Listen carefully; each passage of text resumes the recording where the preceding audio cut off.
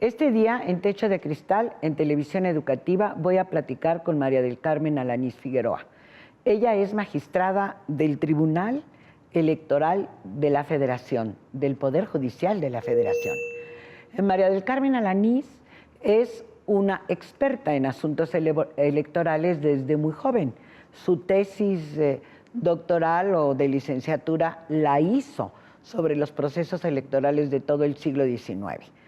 María del Carmen Alanís, además de ser magistrada de este tribunal, es una de las expertas de los asuntos de la violencia contra las mujeres que tiene la Organización de los Estados Americanos para vigilar la aplicación de lo que conocemos como la Convención contra todas las formas de violencia para las mujeres, conocida como Belén do Pará. La magistrada nos hizo el favor de recibirnos en el tribunal y en los estudios del tribunal donde platicaremos con ella. Vamos entonces a hablar sobre cómo nos fue en el 2015 y qué va a pasar con las elecciones en el 2016.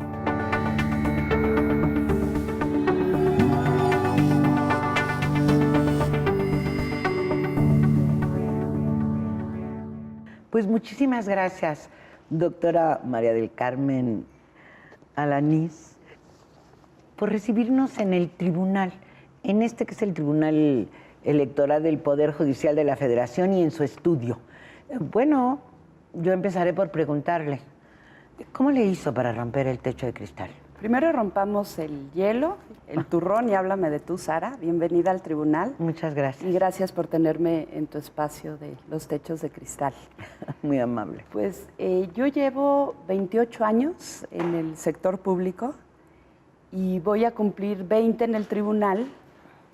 Primero 9 años al inicio de mi carrera profesional y también en la universidad, pues empecé a trabajar muy joven en el Tribunal de lo Contencioso Electoral, que fue el primer tribunal electoral en la historia de México.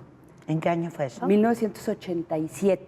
Que fue como una cosa independiente de lo que se hacía en la Secretaría de Gobernación, ¿no? Pues era un tribunal más administrativo, supuestamente independiente, pero estructuralmente dependía de la Secretaría de Gobernación.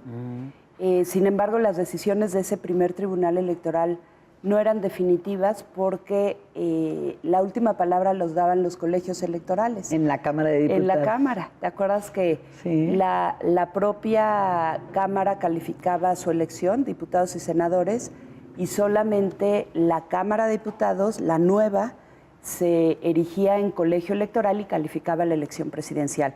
Luego ya vienen las reformas, Tribunal Federal Electoral, 1990-91, como un órgano autónomo, no dependía ni del Ejecutivo, ni del Legislativo, ni del Judicial, era el Instituto Federal Electoral y el Tribunal Federal Electoral.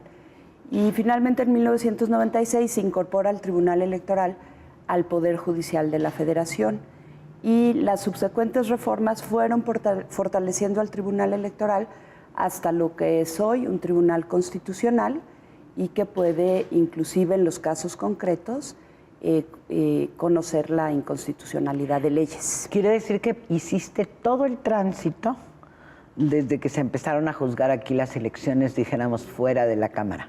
Exactamente. Me separé del tribunal casi 10 años, de los cuales 8 estuve en el Instituto Federal Electoral como directora ejecutiva de capacitación y educación cívica, que eso me permitió conocer todo el país. Me tocaba la integración de las casillas en todas las elecciones federales y los proyectos y programas de educación cívica, formación ciudadana, que de ahí retomo el interés y especialización en derechos humanos, derechos de las mujeres, derechos de comunidades y pueblos indígenas y individual.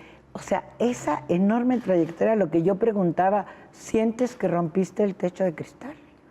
Pues, ¿o que te falta o que no has sido reconocida? Bueno, has sido magistrada presidenta de este tribunal, ¿no?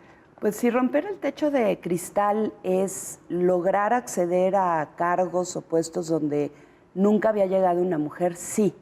Sin embargo, yo creo que con ese cincel y martillo fino que tenemos que utilizar para para romper el techo de cristal, porque si lo haces bruscamente o abruptamente, a lo mejor te caes y te cortas, ¿no? Muy interesante.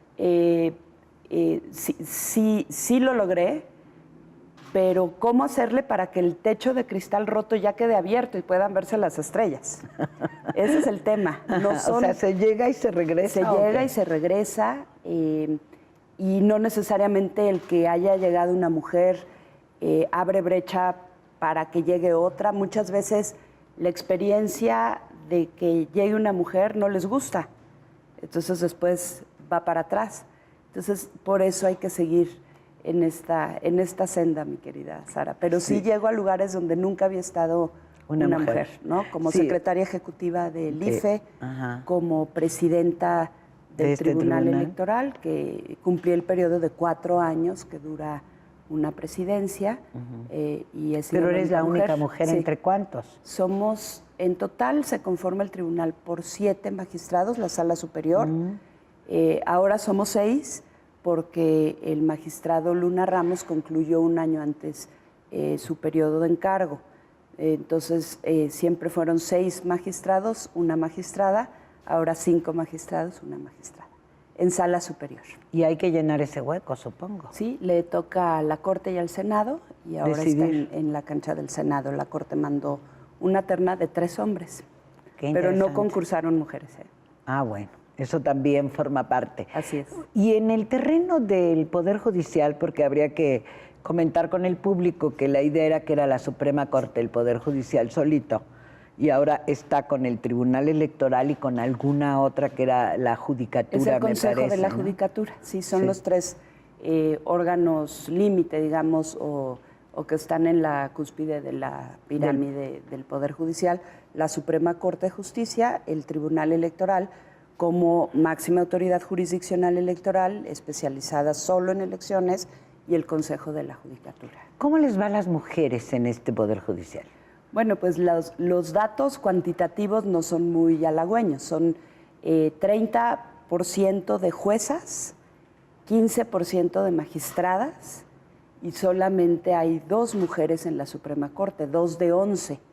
Entonces, pues jerárquicamente tú ves que se va haciendo más pequeño el camino para llegar en una pirámide, ¿no? Exactamente, para llegar a la Suprema Corte. O sea, lo máximo sería las ministras de la Suprema Corte, 2. Solamente 2 de 11. 15 magistradas. 15% de magistradas en todo el Poder Judicial Federal y el 30% de juezas.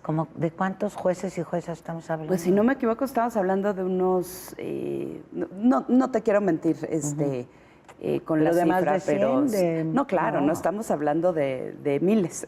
De miles, y sí, solo sí, el 15%, claro. 15% de magistradas y 30% de juezas.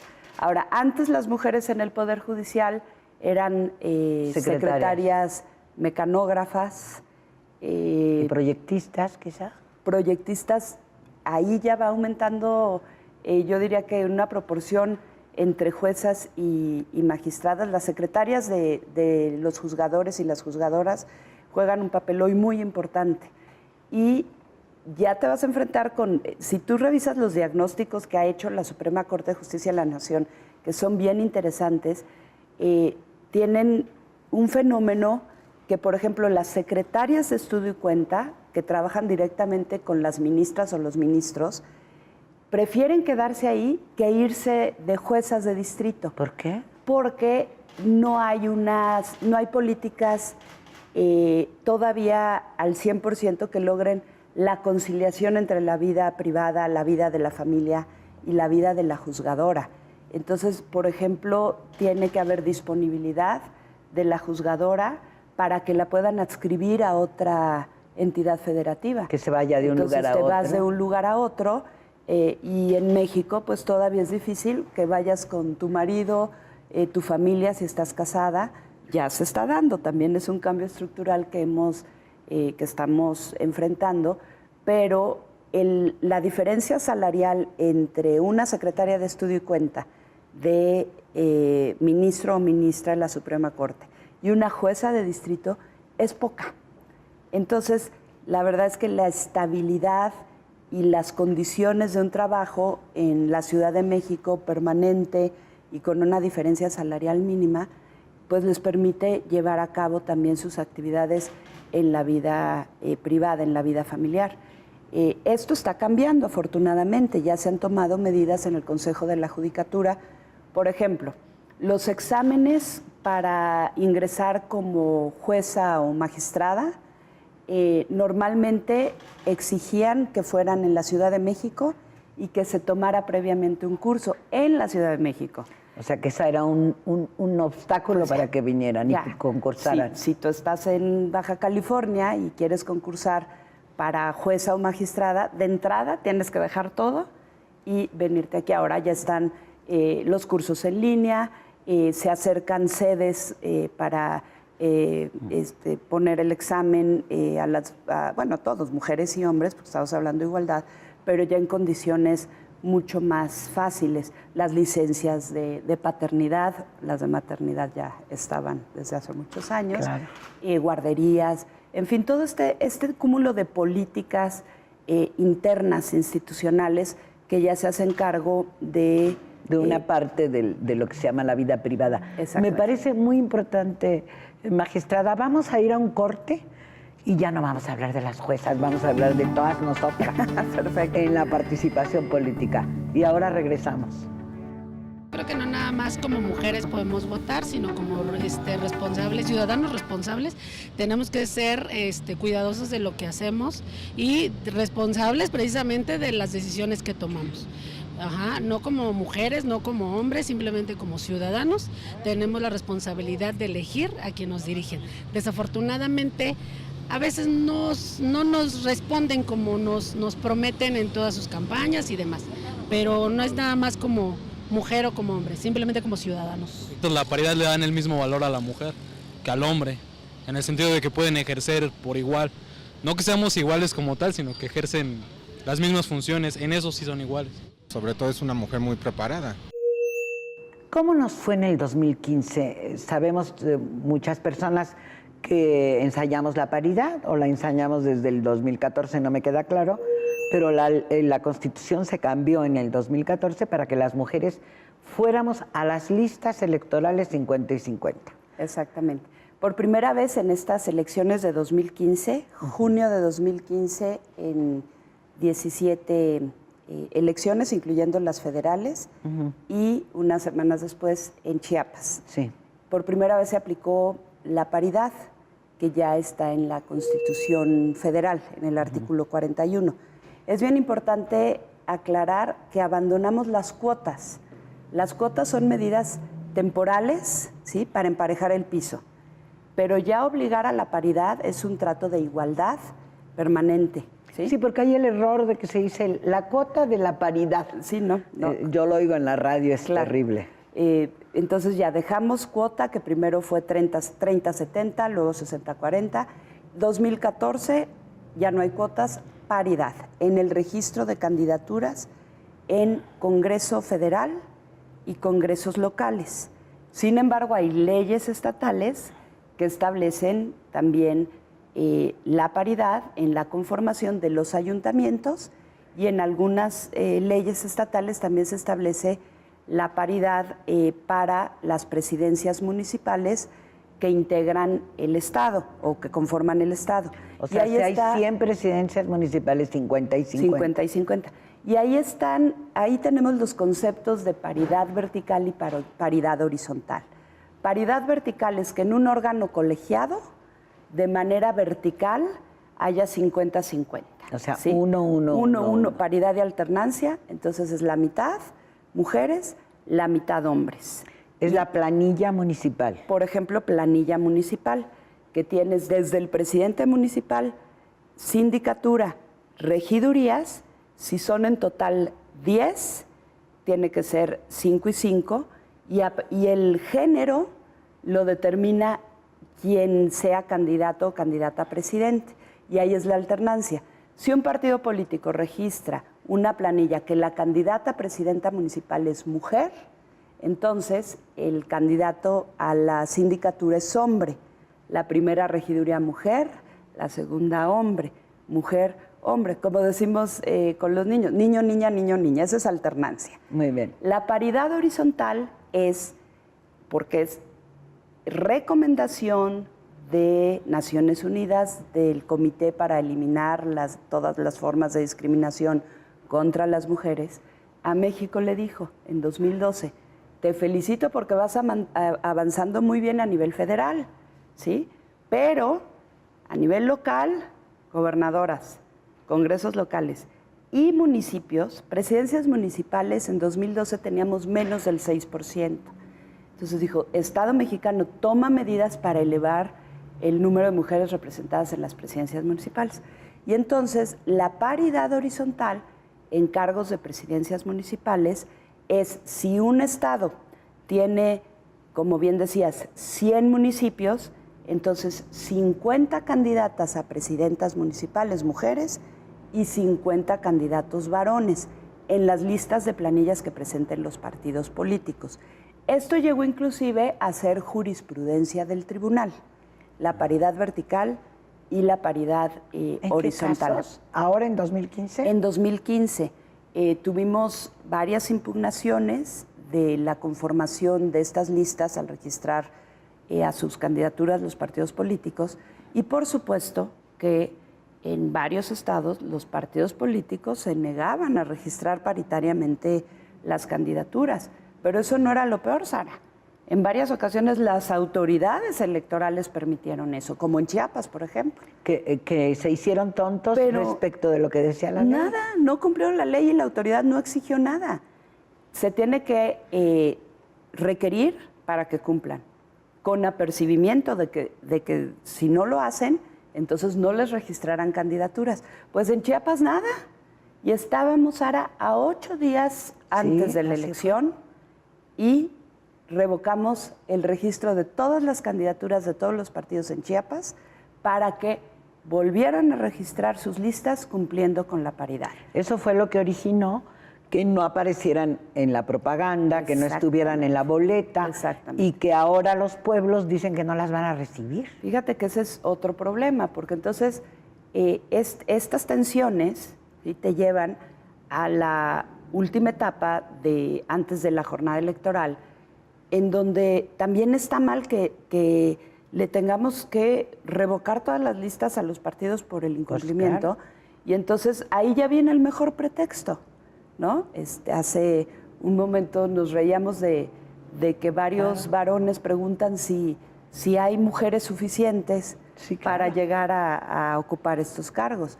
Y entonces lo que se hizo fue que improvisaron, ¿no?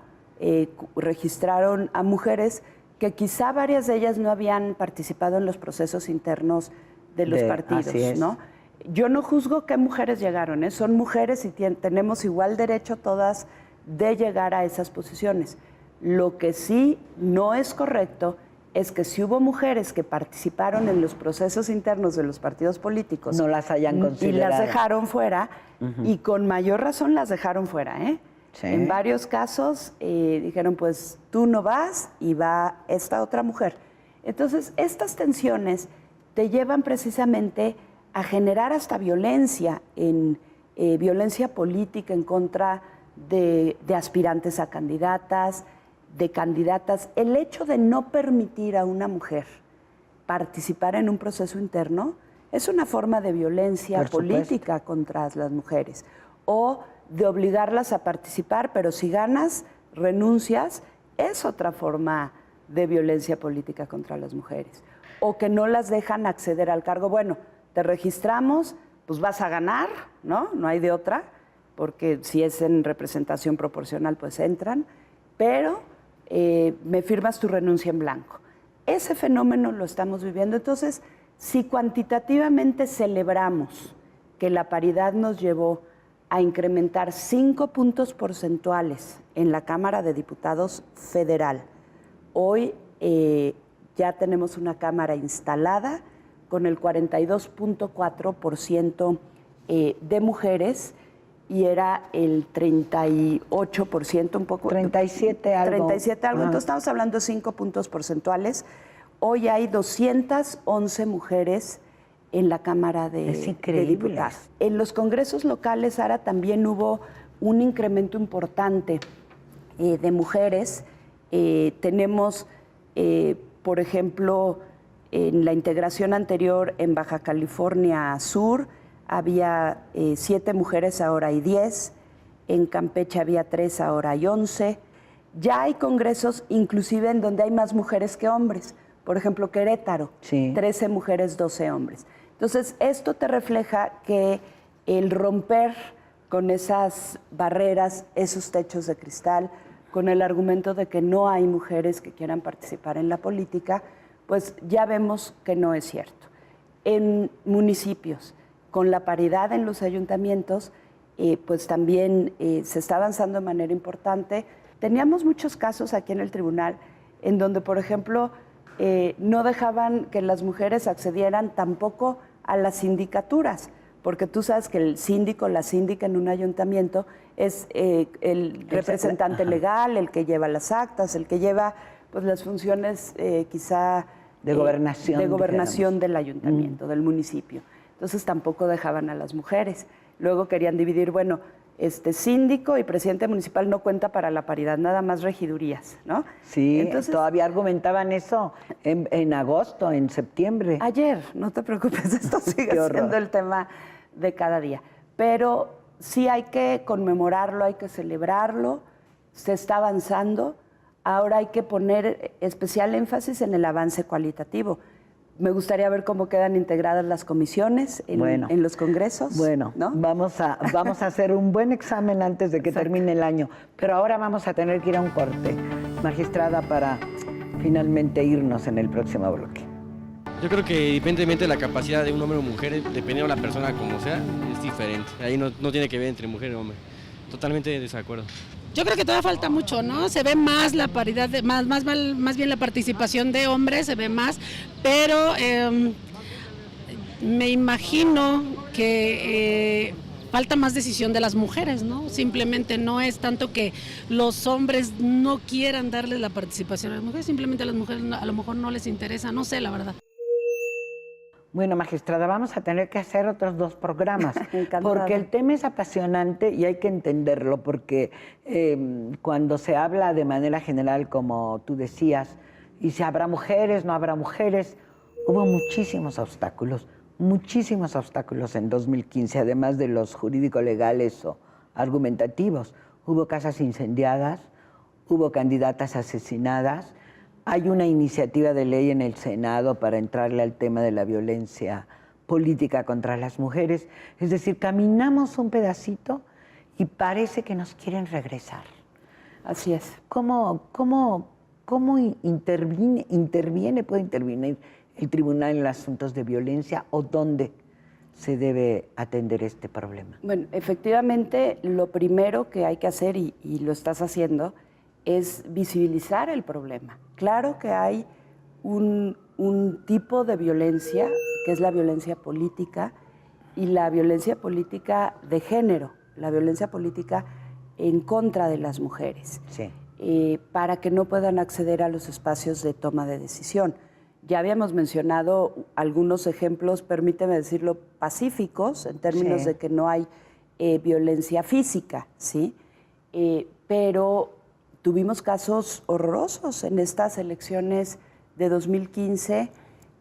Hubo candidatas asesinadas, hubo durante las elecciones una presidenta municipal en Tamaulipas, tuvo un atentado, ya estaba ejerciendo el cargo, pero genera un ambiente de miedo, ¿no? Claro. De amenaza. Algunas mujeres autoridades electorales también.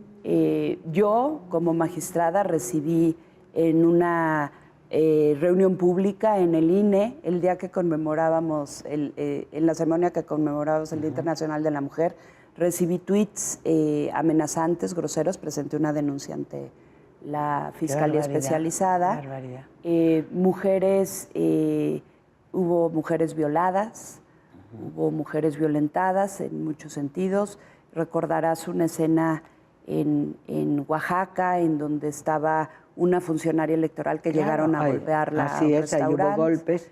Una casa incendiada en Tabasco. Exactamente. En Guerrero también. Una candidata, nada más Valentina Rosendo, que tuvo que renunciar a la candidatura Así porque es. la persiguieron, Así es. que además es una mujer muy valiente que ha ido a la Corte Interamericana Así de es. Derechos Humanos y ha hecho que cambie sustancialmente el juzgamiento con perspectiva de género. Sí, en pues la México. violaron hace ya más de 10 años Así a es, Valentina así es. en Barranca de Bejuco. Así sí, es. claro. Y ella, como candidata, imagínate, la persiguieron, tuvo un accidente automovilístico y dijo, mejor aquí me quedo, y renunció a la candidatura. Así es. ¿No? Entonces, estas son conductas lacerantes en esta sociedad en donde estamos luchando, por una parte, por el reconocimiento y el ejercicio pleno de los derechos, y por otra parte tienes este tipo de atrocidades que te dejan pensando inclusive como autoridad, como tribunal electoral. Tú resuelves, ¿no?, en una sentencia donde restituyes a una mujer que se le viola el derecho y ordenas a la autoridad darle la constancia de mayoría y que sea presidenta municipal. ¿Qué va a pasar con esa mujer en su comunidad en donde no la aceptan?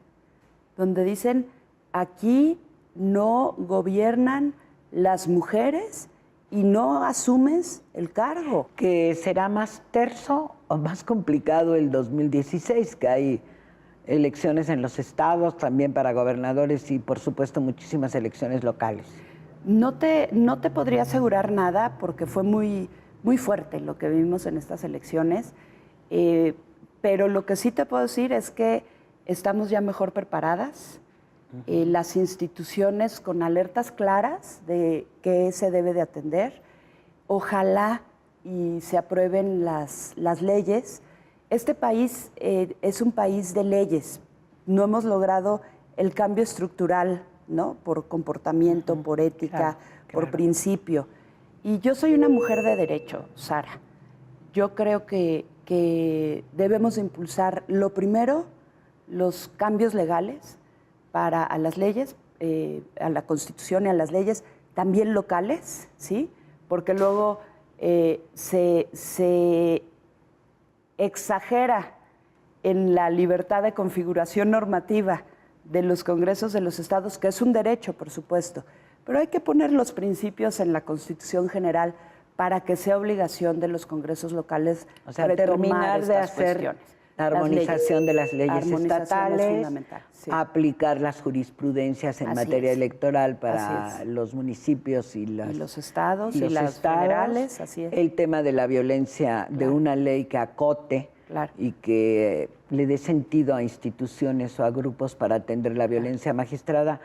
A mí me parece que efectivamente tenemos que hablar del 16. Van a Muchísimas ser gracias. 14 elecciones, Ajá. de las cuales 12, en 2 entidades se elegirá al primer al nivel gobernador. o gobernadora. O Iba a gobernador. decir gobernador, pero me detuve.